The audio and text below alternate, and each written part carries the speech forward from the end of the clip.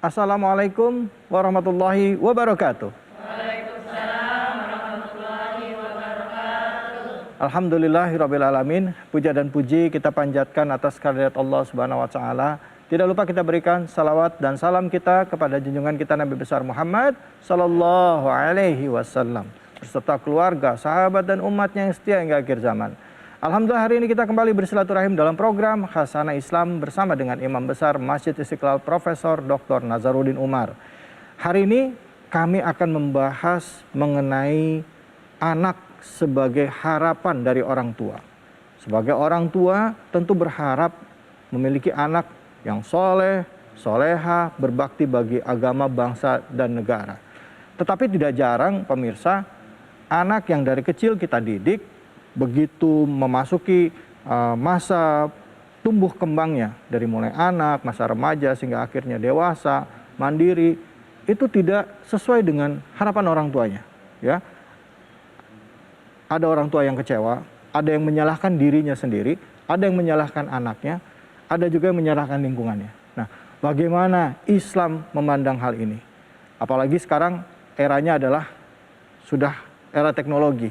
Bahkan dalam metodologi pendidikan pun pendekatan yang dilakukan sangat berbeda. Yaitu anak-anak diajar untuk berpikir kritis.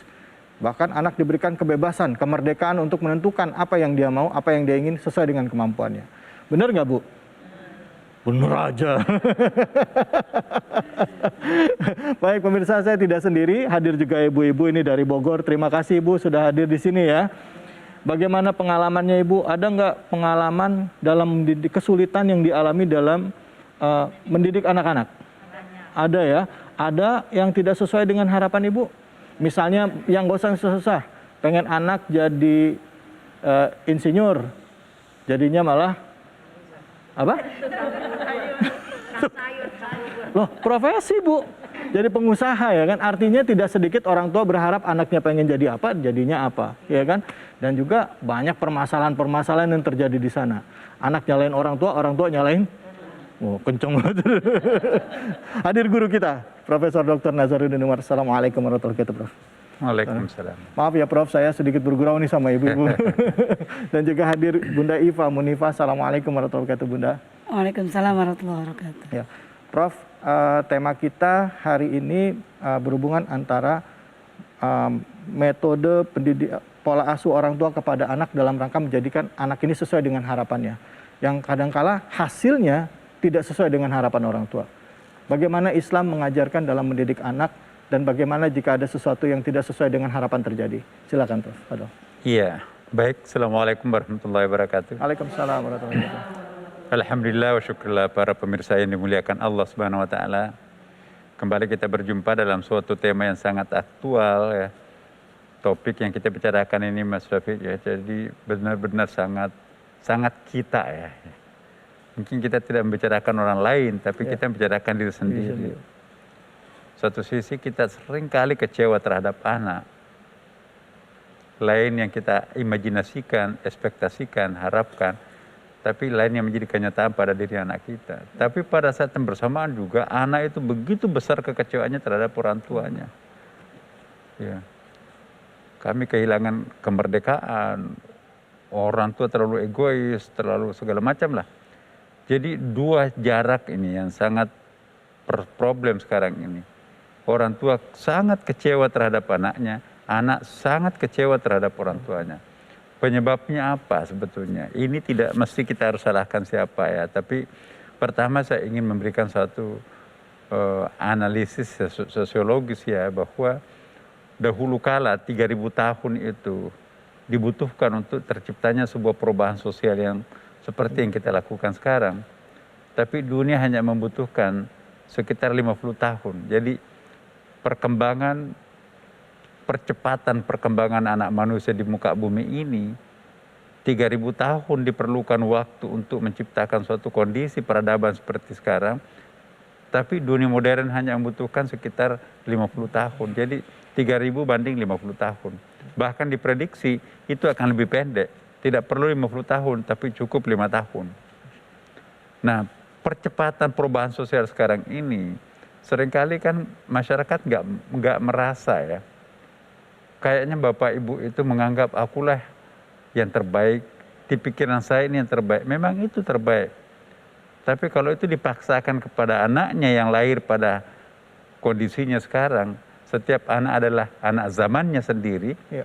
Jadi anak itu kan selain anak orang tuanya, dia juga adalah anak zamannya. Ya. Dia harus loyal terhadap kedua orang tuanya, tapi dia juga harus loyal terhadap zamannya.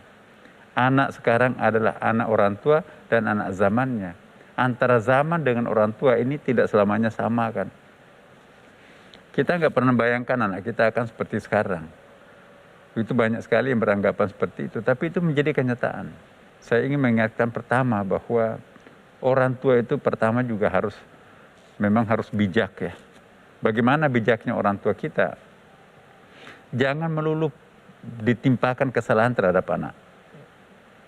Nah, kalau orang tua itu langsung memvonis anaknya sebagai anak yang salah, itu seringkali tidak menyelesaikan persoalan. Bahkan anak itu bisa minggat dari rumah, bahkan anak itu mungkin nanti menempuh jalan pintas, mengingkari kedua orang tuanya. Nah, jadi kita harus pintar-pintar mendidik anak milenial, anak modern sekarang ini. Karena jarak intelektual kita dengan mereka itu sangat luar biasa. Maka itu kembali lagi bahwa yang paling pertama harus diberikan kepada seorang anak adalah pendidikan agama.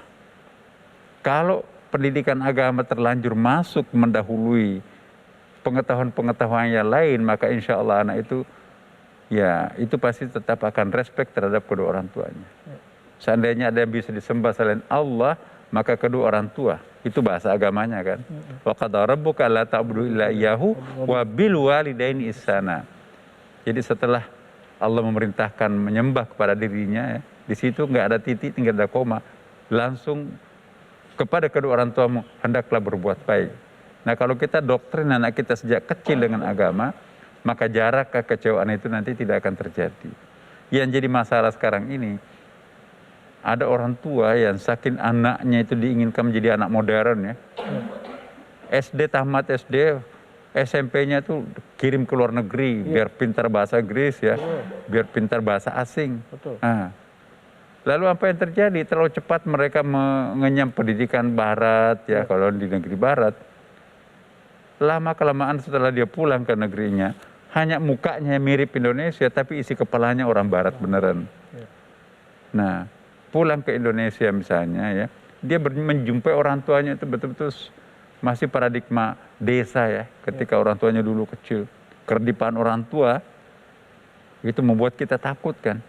Nah, ini anak-anak ini sudah segala macam dilakukan, tapi masih nggak mau respect. Betul-betul menurut penilaian anaknya, anak ini makin pintar, makin kurang ajar ya. Nah, jadi saya kira kita tidak bijaksana kalau menyalahkan anak kita sepenuhnya. Pasti anak itu juga punya kekuatan untuk mempertahankan diri.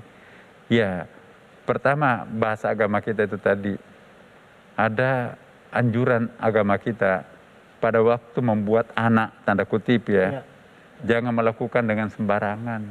Awalilah dengan sholat hajat, ya Allah saya pengantin baru, saya ingin sekali anak saya nanti itu anak penghafal Quran, taat terhadap kedua orang tuanya. Berwudu, sholat hajat 2 rakaat, baru begitu masuk di tempat tidur, dia mengingat pesannya Rasulullah, jangan langsung main, tapi lakukan mula'abah, kemudian doa. Allahumma jannibna syaitan wa jannibna syaitan mimma razaqtana. Ya Allah, jauhkanlah kami daripada syaitan dan jauhkan pula kami dari syaitan terhadap apa yang Kau berikan kepada kami nantinya. Setelah itu pakai bismillahirrahmanirrahim, lalu betul-betul menghayati. Lalu apa yang terjadi berikutnya? Maka terjadilah semacam penyesalan nanti akan datang. Tapi insya Allah kalau melalui tuntunan Rasulullah SAW, ketika ia dalam kandungan, maka pada saat kandungannya itu diberikan asupan yang halal. Begitu dia menjadi seorang anak, dijemput dengan suara azan, telinga kanan, telinga kiri, apalagi kalau bapaknya kan. Begitu kecil diajari ngaji dan seterusnya. Nah, sampai nanti masuk di pondok pesantren, tamat di pondok pesantren mau ke dunia manapun juga, itu insya Allah sudah punya rem di dalam dirinya. Aku tidak boleh seperti ini dan aku harus respect terhadap orang tua. Nah, jadi masalah sekarang ini kalau anak itu dilahirkan dalam kondisi seperti tadi, enggak ada Tuhannya ya. Artinya tidak ada lagi aspek ilahi di dalam proses penciptaannya. Tidak seperti ketika orang tua kita dulu melahirkan kita kan, Iya. mengasuh kita dengan emosi, dengan cinta. Iya. Kita kan mengatur dengan rasio. Iya. Jangan-jangan bukan anak kita, anak pembantu kan. Iya. Pembantunya pergi ke pulang kampung, sakit anaknya. Mm-mm. Bapak ibunya pergi ke luar negeri seminggu, 2 minggu, nggak ada masalah tuh anak itu. Ya, Iya. tiba-tiba mengharapkan anaknya menjadi anak soleh, susah. Iya. Nah, jadi saya kira nanti Ibu Ipa punya pengalaman dan punya pandangan yang kita bisa, bagaimana pandangan seorang ibu Iya. terhadap anak-anak modern sekarang ini. Iya. Iya. Baik Prof, kita akan lanjutkan lagi. Mendidik anak tidak mudah, tapi juga jika kita sungguh-sungguh insya Allah memohon pada Allah, pasti akan dibukakan jalan. Tapi tidak jalan juga, ada orang tua yang sudah baik dalam mendidik anak, orang tuanya panutan, tapi anaknya dianggap memiliki masalah oleh masyarakat. Nanti akan kita bahas lebih dalam dengan tema kita ini, tentunya hanya di sini, di Khazanah Islam bersama dengan Imam Besar Masjid Istiqlal Profesor Dr. Nazarudin Umar. Mungkin di sini yang harus kita perhatikan, ketika kita mendidik anak kita, ketika kita mengharapkan, bercita-cita anak kita menjadi sosok yang diharapkan oleh ayah bundanya.